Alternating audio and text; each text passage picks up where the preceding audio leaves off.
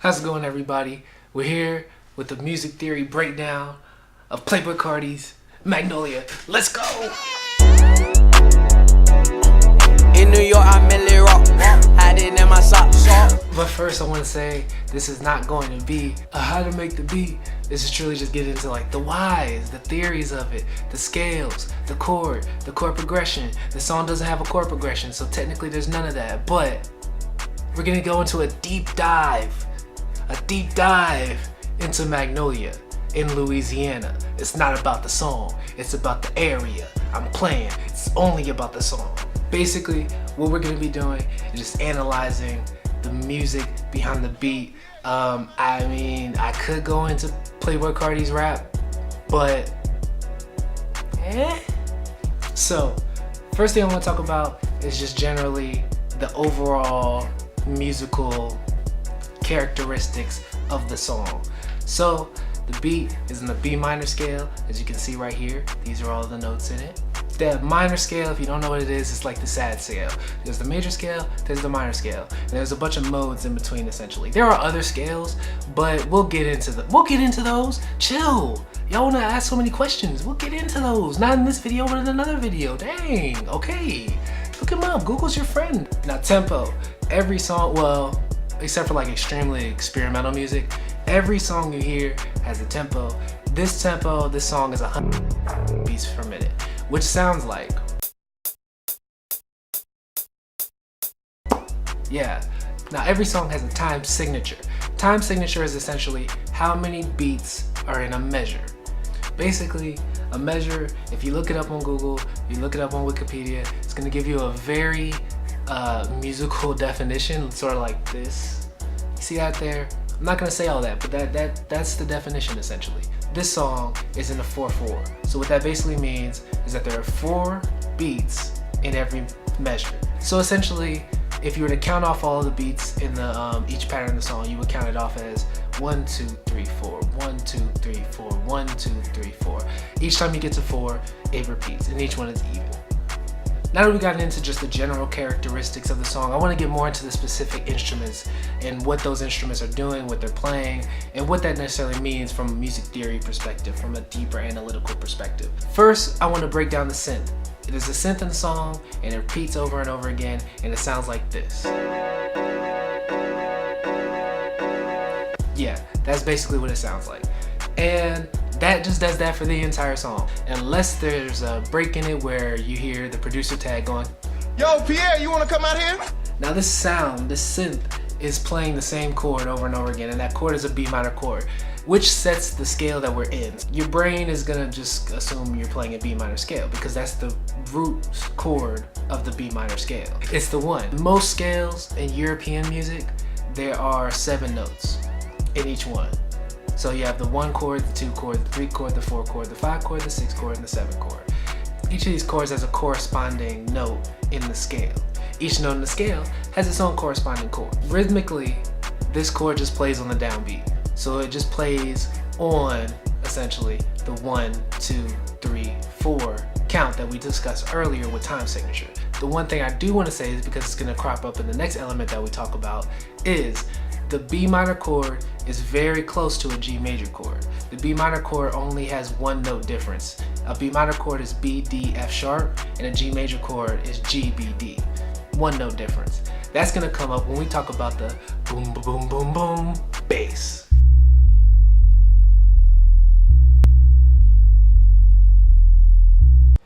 Now for the bass. This bass plays throughout the entire song, just like how the synth plays throughout the entire song, and it essentially is what gives, I think the song is character. Because I mean, there's a million songs with a B minor chord in it. It's essentially the bass is just descending down the B minor scale. It goes down to major third, from the B to the G, then a half note from the G to the F sharp, then from the F sharp down to second to the E, and then back up to the B. The B is actually the 3rd note in the G major scale, G, A, B. Now this is an important relation because going all the way back when I told you to remember that the B minor chord is 1 note away from the G major chord, what you have here is a near arpeggiation, ooh, big word, near arpeggiation of the G major chord. By playing B and G, you have two components of a G major chord. A G major chord is G, B, and D, but you still get the feeling of G major by playing the 1 and the 3. That's something to remember. Anytime you play a third and a 1 root note together, you're gonna get the feeling of the chord that you're playing. So when you arpeggiate a G major chord while playing a B minor chord, you sort of get a mixture of tones. You also have the F sharp and the B minor chord that gives you a 7 to the G major chord. Now, a 7th chord, we'll get into that more probably when we do a song that actually has one in it. They're jazz chords essentially. And a major 7th chord isn't as happy sounding as a normal major chord. So in this case, when you arpeggiate that G major dyad and then you have this B minor playing on top of it, it gives you also what you are essentially suggesting. You're suggesting it, not really playing it, but you're implying a G major 7th chord with that strong emphasis, let's say, on the B minor part of the chord. The reason why I think this bass line can play throughout the entirety of the song, repeat over and over and over again, and you never get tired of it, is it has a lot of sophistication. Sophistication in music isn't like, hoity-toity, I'm pushing my nose up at you because I think that, you know, my musical taste is better than you. No, when I say sophistication, I mean you are exhausting all of the possibilities of a certain musical set of notes or chords or whatever it may be. Let's take a step back from those first two notes. I got caught up in that. Let's look at the entire bass line. The entire bass line is made up of this E, this F sharp, this G, and this B right here. This B right here, you know what I'm saying? I'm not talking about that B right there. You at your job, you're like, oh, this B right here. If you know anything about chords, you know an E minor chord is E, G, and B. Now this is interesting because the E minor scale and the G major scale share the same notes. See? That single B minor chord in the synth is one note away from a G minor chord, and if you add a note, it's a G minor 7 chord. Now, by going down to that E, as opposed to any other note, could have went down to a D. A D is actually in the chord that is actually being played in the synth that's defining the song. But instead, he goes down to an E.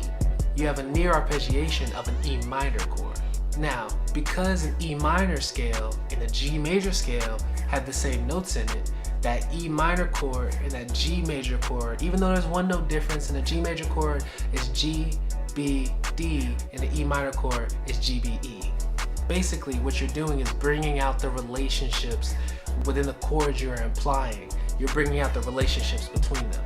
You're bringing out the relationship between the fact that the scales corresponding to the G major chord and the scales corresponding to the B minor chord being played by the synth are the same notes. By implying the G major chord, you're bringing out that relationship.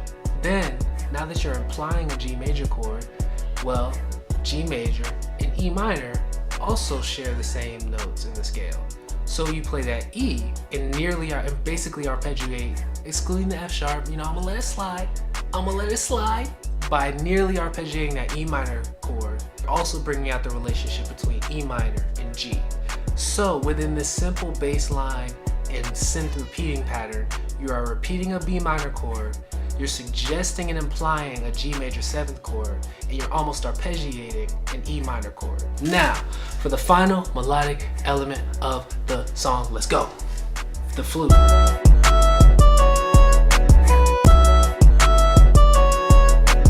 Whereas the bass line descends from the 1 down to the 4, the flute descends from the 4 down to the 1. As the bass line descends from the 1 down to the 4, below the 1, the flute, which plays E, E, D, C sharp, B, goes 4, 3, 2, 1. Music is hearing math, essentially. So when you hear 4, 3, 2, 1 at the same time, interacting with the bass that is descending down past the 1 down to the 4. So you get this cyclical feeling where the flute is interacting with the bass in the sense that you're never completely resolved. As the bass goes to the 1, the flute is hitting the 4. Never do both play the 1, the note that resolves it, that adds finality at the same time. So it creates this sort of cyclical tension. That's what gives the Magnolia its kind of just energy, its verve, its friction, just that feeling like it's lit. It's just lit. Okay, so that basically sums up Playboi Carti's Magnolia. Hopefully, I've imparted a little bit of an idea of just how complex even a simple beat like this actually is musically when done correctly. I just want to say I've listened to Pierre Bourne's music. Sir, you're a great producer. He's also a great rapper. If you don't know that, please check out his stuff. Producers need more credit. Don't forget to like or subscribe. Come on, you know you like the video if you made it all the way through here with these technical terms and everything. I hope I made it exciting for you. Thank you for watching the video, and as always, I love you. You're killing me. I've been really on the roll, I be getting to the road. Gotta get it on the low in the system. Hope you get what I told, let you in on what I know, but you never really know.